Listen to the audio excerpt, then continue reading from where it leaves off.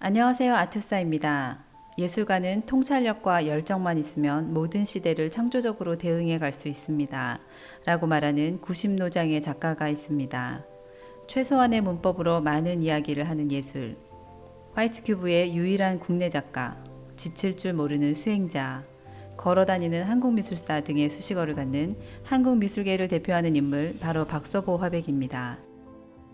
6.25 전쟁과 해방, 독재와 민주화, 급변하는 아날로그와 디지털 시대를 겪으며 한국 현대미술사의 중심에 서 있는 작가, 1950년대 문화적 불모지였던 한국 미술계의 추상미술을 소개했고 화업 내내 한국 앵포르메 운동에 앞장섰으며 2007년 이후에는 미국, 유럽, 아시아를 누비며 맨손으로 미술 한류를 개척하고 있는 한국 단색화의 선두주자입니다.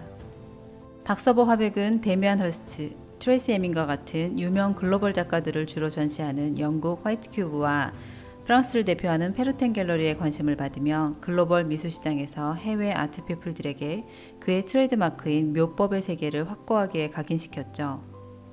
최근 코로나 사태에도 불구하고 런던 화이트 큐브에서 열린 개인전은 모든 작품의 솔드아웃을 기록하였고 국제 갤러리에서도 전시가 예정되어 있어 많은 컬렉터들의 관심을 받고 있으며 특히 젊은 컬렉터층의 인기와 함께 대중과 가까워지고 있습니다. 최근 몇 년간 김환기, 이우환과 함께 낙찰 총액 탑3의 자리를 굳건히 지키고 있으며 낙찰 총액 순위와 달리 작품 가격 지수는 박서보가 1위를 차지하고 있습니다. 박서보 화백의 묘법 시리즈는 2006년 100호가 2,900만 원에 거래되는 것을 시작으로 2019년 가격 지수는 2006년 가격보다 7.12배 상승된 것입니다. 묘법은 특히 2012년 단색화로 재정립되면서 단색화 대표 작품이 되었죠. 또한 박서보 화백의 글로벌 경매 결과를 보면 평균 낙찰률 75%로 높은 추정가를 넘어 낙찰되는 케이스가 18% 이상을 기록하며 미술시장에서 뜨거운 관심을 받고 있습니다. 2021년에는 국내 미술시장에서 가장 주목받는 작가 중 한 명으로 경매가 열릴 때마다 치열한 경합과 레코드를 내는 낙찰가로 단연 한국미술의 블루칩 작가로서 제2의 전성기를 맞이하고 있죠. 90을 넘긴 나이가 무색할 만큼 당당한 박서보 화백은 삭발한 머리에 강렬한 눈빛에 카리스마가 넘칩니다. 주요 미술관 전시나 키아프 같은 행사에서도 말끔한 수트를 차려입고 항상 사람들에게 둘러싸여 있는 모습을 볼 수 있죠. 누구보다 세상의 변화를 빠르게 받아들이는 박서보 화백은 이 시대의 진정한 마스터의 모습으로 현재 한국의 단색화가 가야 할 길을 제시하며 여전히 활발한 작품 활동을 이어나가고 있습니다. 박서보 화백은 경상북도 예천에서 출생해 1954년 홍익대학교 미술부 회화과를 졸업했습니다. 1956년에 기성미술계에 저항하는 반국전을 선언하며 화단에 등단한 이후 1957년에 개최한 한국현대미술가협회 전시를 통해 국내 최초 뜨거운 추상인 앵포르멜 작가로 활동하며 당시 한국미술운동의 선구자로 떠올랐습니다. 1961년 세계 청년화가 파리 대회에 참가하며 한국전쟁의 참혹성을 표현한 원형질 시리즈를 전개하기도 했죠. 또한 1960년대 중반부터는 전통문화와 민족주의를 강조하는 사회적 분위기 속에서 당시 서구에서 유행했던 오바트나 팝아트의 영향을 받아 기하학적 추상과 대중적 이미지를 담은 유전질 시리즈, 스프레이 분사법으로 무중력에 대한 작업을 한 허상 시리즈를 발표하며 다양한 실험을 거듭했습니다. 단색화로 더 잘 알려진 묘법 회화는 1970년에 시작됩니다. 묘법 시리즈는 수백, 수천 번 반복하는 글귀와 붓질로 만들어내는 작품이죠. 묘법 연작은 크게 연필 묘법으로 불리는 초기 묘법, 지그재그 묘법으로 지칭되는 중기 묘법, 그리고 색채 묘법으로 일컬어지는 후기 묘법으로 나뉘게 됩니다. 박서보 화백은 우연한 계기로 묘법 연작을 발견하게 되었는데 둘째 아들이 글씨 연습을 하면서 그리고 지우고 또 쓰는 모습을 보고 그는 체험의 미학을 발견했다고 합니다. 1970년대부터 시작한 묘법을 현재까지 약 50년을 넘게 그림에 이어오고 있죠.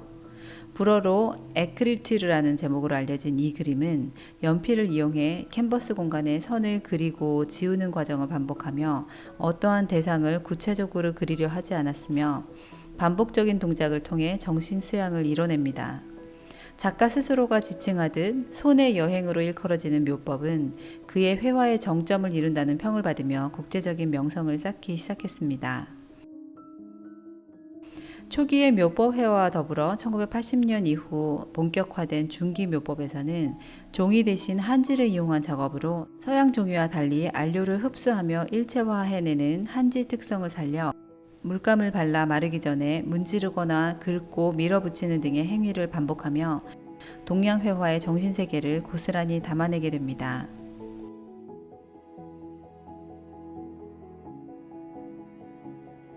1990년대 중반에 시작해 지금까지 이어지는 색채 묘법은 화면에서 손의 흔적을 없애고 막대기와 자 같은 도구를 활용해 일정 간격을 유지하면서 화면에 길고 도드라진 선과 고량처럼 파인 면들을 만들어냅니다. 흑백의 화면에만 집중했던 작가는 2000년 도쿄 화랑에서 개인전 개막을 마치고 후쿠시마로 단풍 구경을 갔다가 본 자연의 모습에서 감동을 받아 작품에 원색을 사용하기 시작했습니다. 색면의 오묘함은 관람자의 눈길을 사로잡고 제작 과정에서 생기는 요철 형태의 반복적 미학이 느껴지는 작품은 특히 여백의 개념이 중요하게 내포되어 있는데요. 이 여백은 삶의 여정에서 잠시 쉬어갈 지점을 제공하며 자연이 그러하듯 예술이 현대인의 번민과 고통을 치유하는 도구가 되어야 한다는 작가의 신념인 21세기 회화예술의 역할을 보여주고 있습니다. 60여 년에 걸친 작업의 여정을 드러내듯 국내외 유수의 기관에서 그의 전시가 개최되었습니다. 대표적인 전시로는 1991년 국립현대미술관에서 작가의 회화 40년을 기념하는 대규모 회고전이 있었으며 2006년에는 메트로폴 생티엔느 근대미술관에서 열린 개인전을 손꼽을 수 있습니다. 또한 파리 비엔날레와 베니스 비엔날레, 그리고 영국의 테이트 갤러리 등 유럽과 미국, 아시아를 넘나들며 국제적인 그룹전에 참여했죠. 특히 2016년 한국인으로서는 처음으로 영국 최대 화랑인 런던 화이트큐브 갤러리에서 열린 개인전에 주품한 묘법 시리즈 작품 16점이 오프닝전 모두 솔드아웃되며 화제를 모았습니다.